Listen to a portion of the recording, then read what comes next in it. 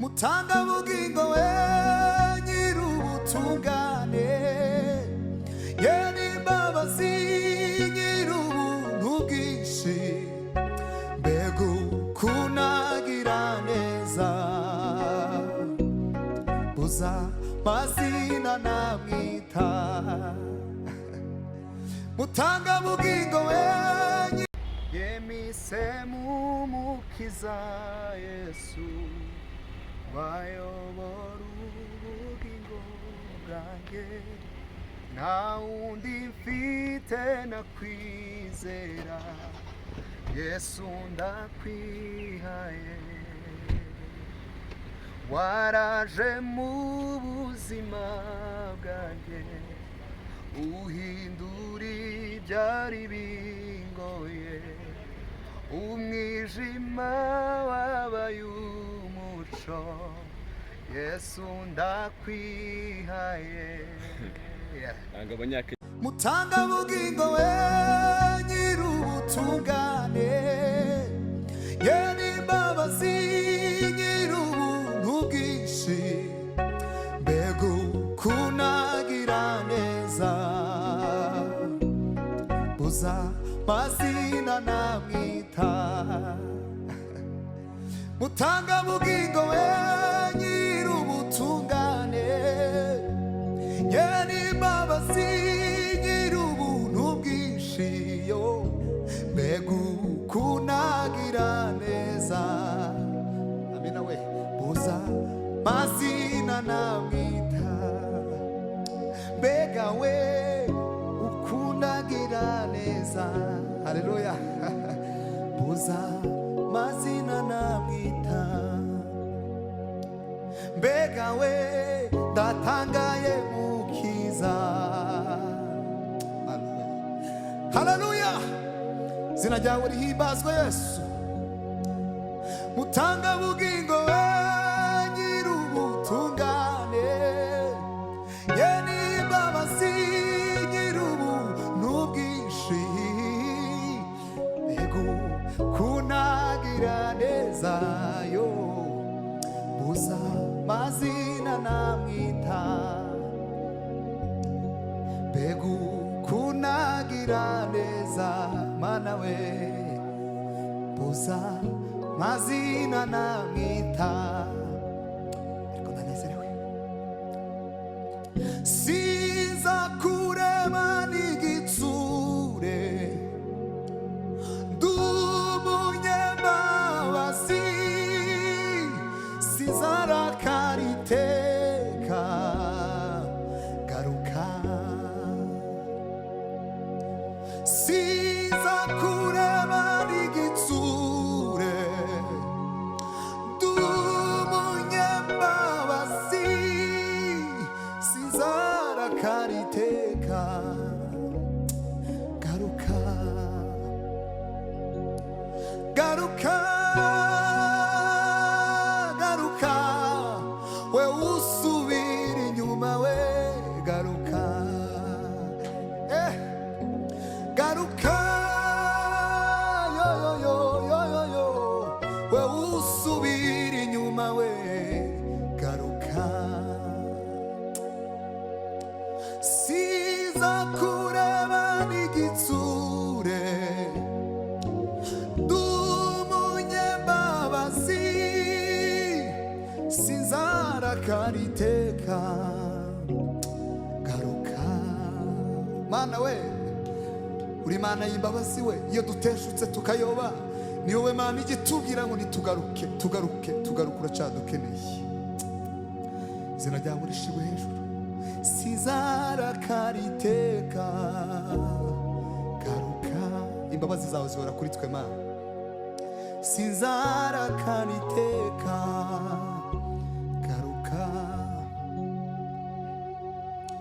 garuka, garuka, we usubira inyuma we, garuka, garuka, garuka, yo we usubira inyuma we, garuka, nukuri we, we usubira inyuma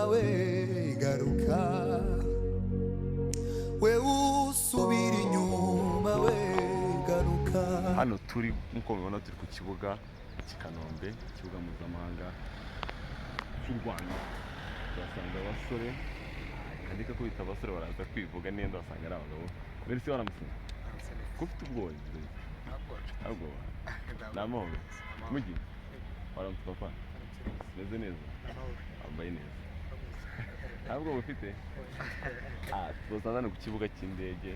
Sinzi niba muri mu bagenda cyangwa muri mu bazi. turi mu bagenda mwerekeje ahagana nk'umuntu wabonye muri kamera yakibaza se mugiye hehe? twerekeje Nairobi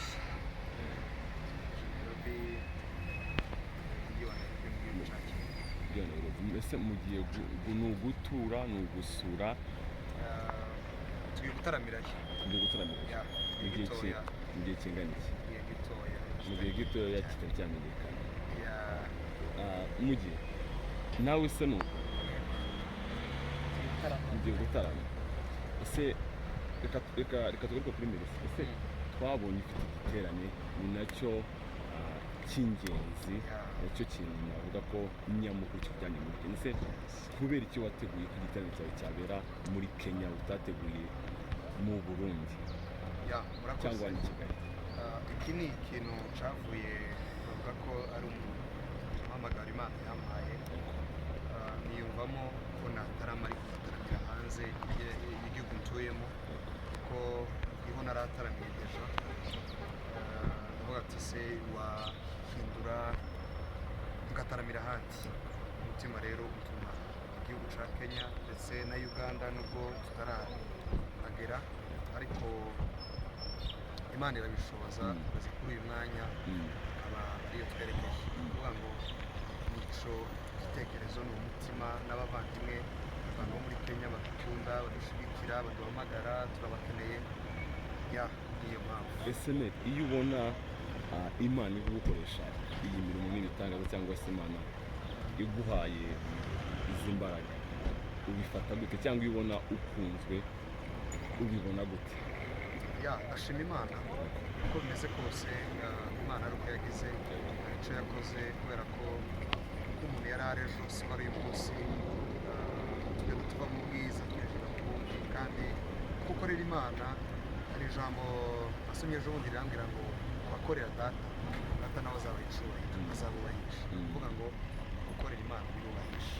Ese igiterane cyawe wagihaye insanganyamatsiko yitwa ngo iki, cyangwa se intego nyamukuru y'iki giterane ni iyi? Ese ni ugufasha? Ese ni ukwizamurira izina? Intego nyamukuru y'iki giterane cyawe ni iyihe? Murakoze. Intego nyamukuru nta yindi ni ukuramya Imana dufatanyije n'abavandimwe b'Abakristo muri kiriya gihugu. Nta yindi, kuramya Imana gusa. Gatoya reka mbaze Mugisha. Ese Mugi, kubera iki mu bacuranzi bose bari mu Burundi cyangwa se bari i Kigali, kuki Melissa yaba yarahisemo ko ari we mwajyana, cyangwa se kuki yaba yaraguhisemo? Ni we nshuti ye, ni wowe akunda gusa hano i Kigali no mu Burundi bimeze bite? Uriyegereza mikoro. Icyo kibazo wari kukimubaza kubera ko sinzi impamvu. Reka mbaze wowe. Sinzi impamvu yantoranyije, ariko byo buri umuntu azagira umuntu bamenyeranye.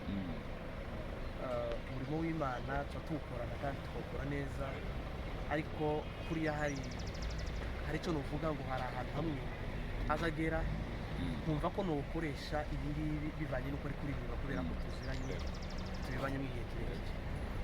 Ese ndakubaza akabazo gatoya, niba ari akamatsiko niba gasekeje, ni ubwa mbere waba ugiye kujya mu ndege? Ese urumva bimeze bite? Urumva indege imeze gute? Umugani wa yandi mu hejuru mu kirere hateye ubwoba, urumva bimeze bite? Noneho ni ibya mbere koko nari mbivuze, ndumva ko ari ibyishimo byinshi. Abanyakenya bitega iki ku ncurango yawe? Hari akavido kakigeze gusakara uri gucuranga uvuga abanyakenya bitega iki muri iki giterane?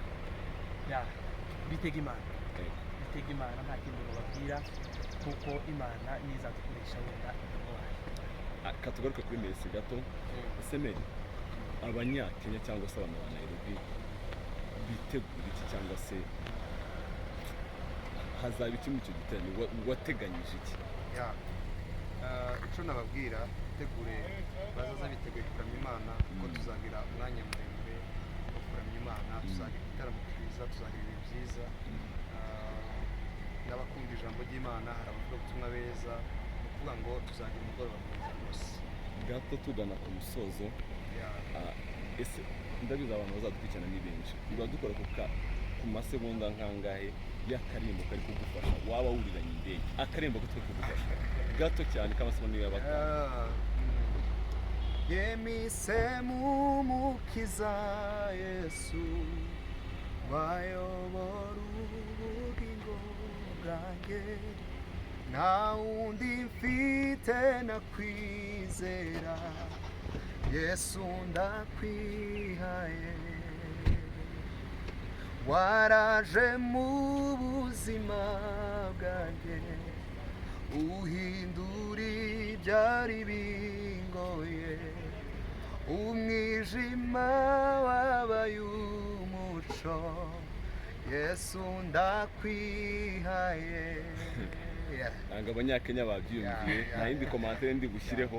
Abanyakenya nanjye uri ahangaha murabona uko nambaye twakajyanye, ariko ntibikunze, ariko turaje. Reka nsubire kuri Mugisha gato. Ese Mugi, ku ncurango yawe umenyerewe ya padi, yego muri icyafashije abantu kiba cyabafashije, abanyakenya bitegure padi nshya, bitegure padi imeze gute?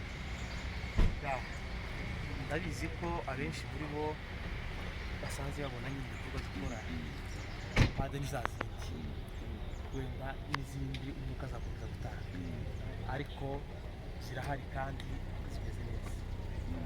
Okay, tugana ku musozo cyangwa se dusoza, ese afishe yawe imeze gute, cyangwa se abatumirwa bawe ni abahe? Murakoze.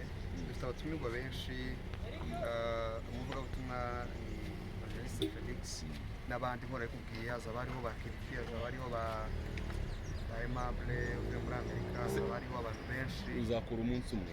Ni umugoroba umwe. Ni umugoroba umwe. Ntabwo ari tuwa izaba i Kenya. Ubwo ndavuga ku itariki ya mbere ku cyumweru, ariko nyuma hazabaho ibindi bitaramo. Hazabaho ibindi bitaramo ngo tuzagenda tubimenyesha aho bizabimesa. Hazaba hariho za Gisubizo, za Umoja, hazaba hariho za Voice Ministry, za True Worshipers, hazaba hari abayobozi benshi. Wakoze cyane. Namwe mwakoze. Areka tubifurize kuzahirwa, Imana izabane namwe kandi izabakoresha kubitwara. Murakoze cyane.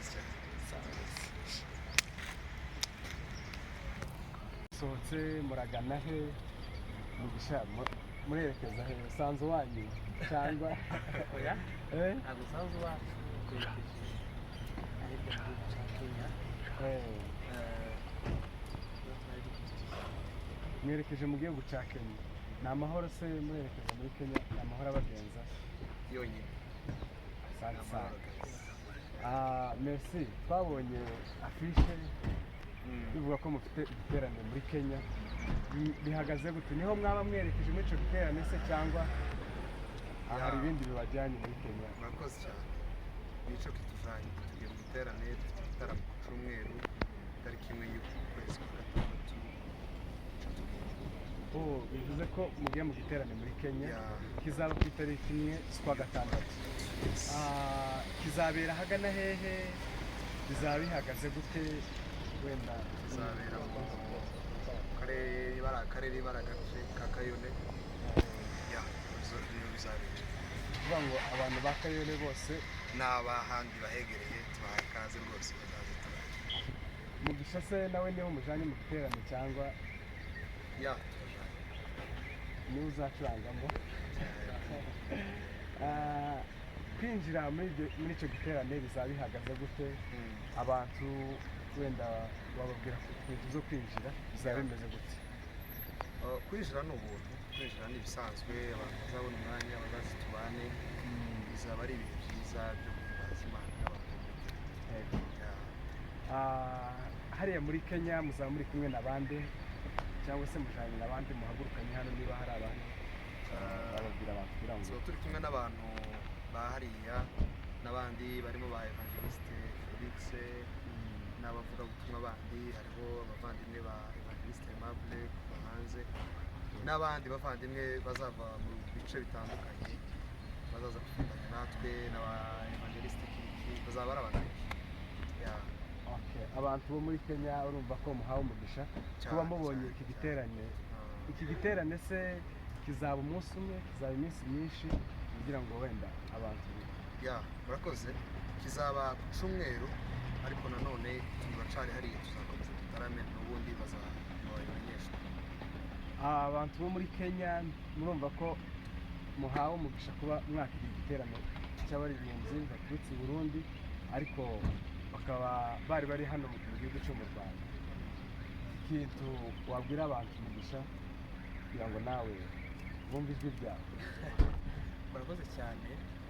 Ikintu nabwira abantu ni ukuza kubana natwe, kuramya Imana, kumva icyo Imana ishaka kuvuga ku mitima y'abantu, tugakomeza no kuzamura ubwami bw'Imana mu buryo bw'indirimbo, mu buryo bw'ijambo, mu buryo bw'amasengesho, no gukomeza guhembura imitima nk'uko abantu batuye Nairobi mu by'ukuri tubaye ikaze twababwira tuzabane mu buryo bwo kuba Imana kandi bushimishije. Murakoze cyane. Wenda ku bijyanye n'abacuranzi bari hariya usanga abacuranzi muri Kenya basanzwe bakorera imirimo y'Imana. Ni ikintu wenda wabasaba, cyangwa se urabona iyo umuntu agiye ahantu bwa mbere biba bigoranye, ariko wenda nko kuri kariyeri yawe y'ubucuranzi ni iki kintu wasaba abacuranzi iyo gusanga hariya? Nta kindi, abacuranzi nsanze ni abacuranzi beza kandi nemera, bakora umurimo w'Imana neza, kandi iyo umuntu asanze abamurusha rimwe na rimwe cyangwa se uko biza bigenda ugenda ubigiraho. So ndi gusanga abantu bandusha kandi nkora ndeberaho barimo abacuranzi batoroshe, pianiste Dr. Bea ni umuntu ndi gusanga hariya ndi prefere kuko ni umwarimu mwiza. Narengiye nicyo kibazo nahita nkubaza gikurikiyeho. Ugiye gusanga Dr. Bea muri Kenya, ni ukuvuga ngo niwe mu pianiste twemera twese nka dogiteri, kabisa afite piano yose. Ni ikihe kintu wumva ko muri wowe uzakura kuri Dr. Bea ukavuga ngo kubera iki kintu Dr. Bea azakora nzavayo mwigiyeho? Ubundi Dr. Bea ni umwigisha mwiza, ni akarorero keza tureberaho muri ubu buryo bwo gukora umurimo w'Imana. Nta kintu nzamwigiraho kubera ko n'ubundi nsanzwe mwigiraho, wenda nzakomeza nige cyane no kubana nawe bizaba ari umugisha, kandi ni umwigisha mwiza. Tuzabana nawe, iyo turi kumwe nawe, iyo tumubona kuri ibintu biba bihambaye kandi bimeze neza. Hariho n'abandi bacuranzi benshi bakora umurimo w'Imana neza kandi twemera kandi tukunda. Kuri Dr. Bea hari igihe adakunda ibintu by'amapade, kandi uri mu bacuranzi bazacuranga amapade kandi neza yacuranga neza, agafasha imitima ya benshi. Kandi usanze Dr. Bea ugira wenda principe ziwe zo kudacuranga amapade no kuvuga ko atayemera, muzakorana gute? Izo bintu bizaba bimeze gute kuri wowe? Ese uzacuranga pade cyangwa se kubera ko usanze Dr. Bea muri tele yiwe za pade ubaye bisize hano? Icyo kibazo ni cyiza. Ibizaza zose tuzabicuranga nk'uko umurimo w'Imana igifashije abantu tugomba kugumaho kandi tukakivuza. Nitubona ko padi bafashije tuzayicuranga, nitubona ko ibindi bisanzwe bitari padi bibafashije nabwo n'ubundi tuzabicuranga, kubera ko ntabwo twicurangira ubwacu twenyine, ahubwo ducurangira amateraniro kugira ngo agubwe neza kandi imitima y'abantu ikomeze ifashwe. So kumusanga hariya nzocuranga ibintu bindimo, kandi wenda ibije Imana izatanga ibyo tuzakoresha. cyane. Wenda dusubiye kuri Messi kugana ku musozo, igiterane wenda ni wowe host, hari abaririmbyi batandukanye uzagenda usanga hariya, cyane abaririmbyi bamwe twavuga ngo barambye muri iyi kariyeri, twavuga nka Ndutira. Ni irihe jambo wabwira nk'abari abaririmbyi wenda kugira ngo murakoze? Abaririmbyi nta jambo rindi nababwira. Ubusanzwe umurimo w'Imana turuzuzanya kandi tubereye kugira ngo turamye Imana dufatanyije duhujije. Ni byiza usangayo abahunga bariya n'abandi benshi, hariho za minisiteri zikomeye za Gisubizo, za Voice n'izindi nyinshi. Ni uburyo bwiza bwo gufatanya kugira ngo turamye Imana twese. turabashimiye kuba wenda tubasanze hano tukabaherekeza. Mugira y'amahoro, mugira y'amahoro.